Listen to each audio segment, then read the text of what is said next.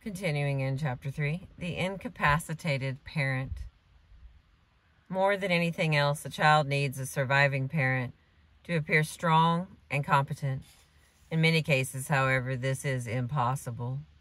The survivor is so distraught over his or her personal loss that he or she is unable to be strong and competent for a child.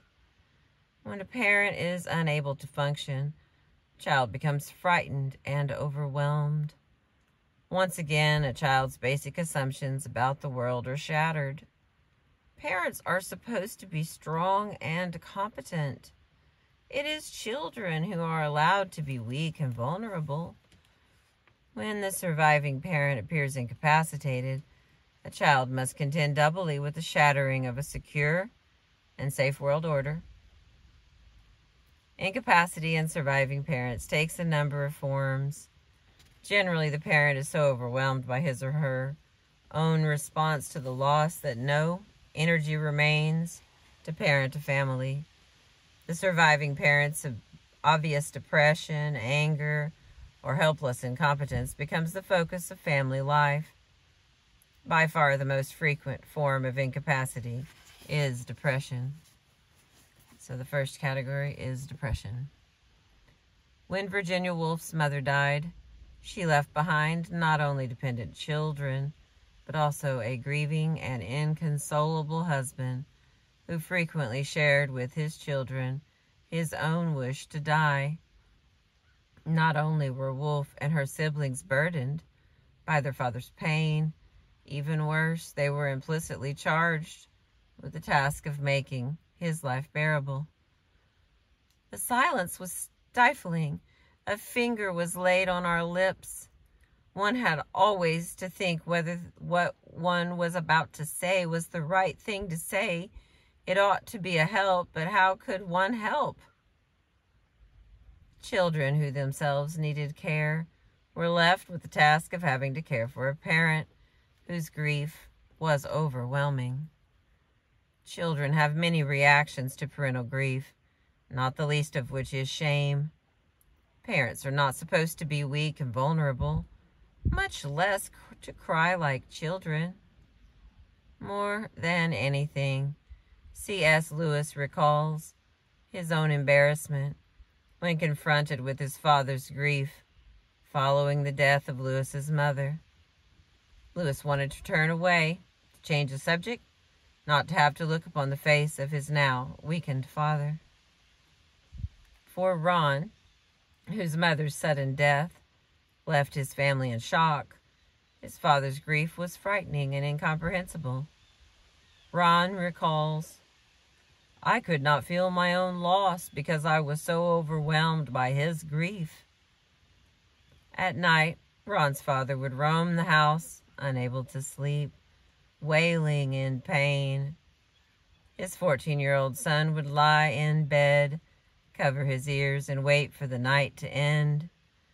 Ron's father was inconsolable, not merely because he had lost his wife, but because he felt that he had failed in his marriage, and her untimely death robbed him of the chance to repair what had been a troubled relationship. For Ron, his father's grief was mixed with self-loathing and recrimination. Frequently, his father would cry out how all he wanted was to die. Until he left home to go to college, Ron shared a life of despair with his father. Several years later, when he was dying of cancer, Ron's father requested that Ron not come to the hospital to see him one last time. Ron believed that this final act was his father's way of saying, "It is time for this pain to end." Troy's response to his father's depression was somewhat different. He felt burdened, but also angry that his father gave up on life after Troy's mother died. The family had been socially active and prominent in their community. However, once his mother died, Troy's father hermetically sealed off our house. Visitors were no longer welcome, and Troy and his father rarely went out to socialize. When things in the home got so bad that we had to bail water out of the bathtub, It was like we were living in a cave. Without his wife, Troy's father only went through the motions of living.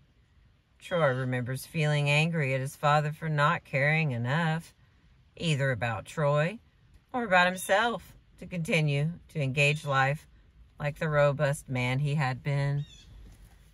Ted, whose father died when he was an infant, only knew a depressed mother. He has heard stories about his mother before his father died, stories that describe a vivacious, lively, and a funny woman. That has never been his experience of her. His mother has always been withdrawn, depressed, and very serious. A Holocaust survivor herself, Ted's mother lost most of her extended family during the war.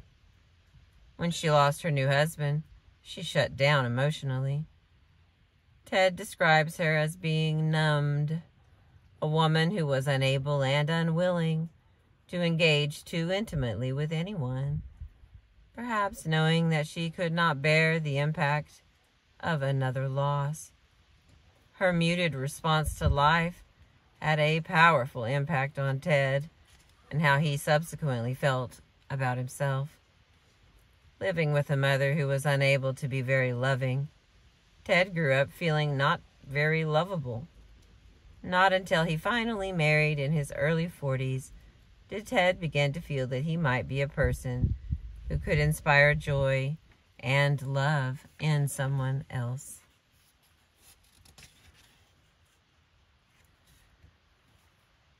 The next category is anger. I do not believe I will be able to make it through, but I'm going to get started.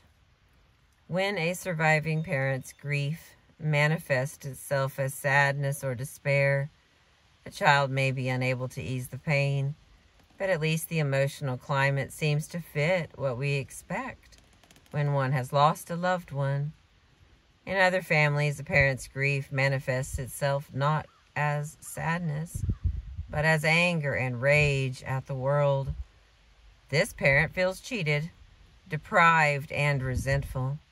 Sometimes the anger is directed at the surviving children. Sometimes it is directed at the deceased spouse. Almost always, anger is accompanied by a sense of stinginess and pessimism. The surviving parent may feel that the world is a bad and unfair place and may be unable to share any of his or her limited resources, even with frightened and dependent children.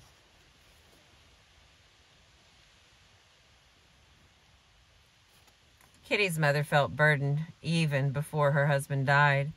She and her husband lived in a depressed and dying industrial town where both needed to work 2 jobs in order to support their 9 children. When her husband died of complications resulting from his long-life addiction to cigarettes, Kitty's mother was filled with rage. She would rail against her husband, screaming, "You got out first and left me behind with this lousy life." As the youngest of this large family, Kitty felt acutely that she was a burden to her mother. Her mother hated her life and seemed not to have the interest or the strength to raise one more child. Kitty recalls an incident shortly after her father's death when the family was trying to decide for whom it would make most sense to take Katie as a deduction on their income tax.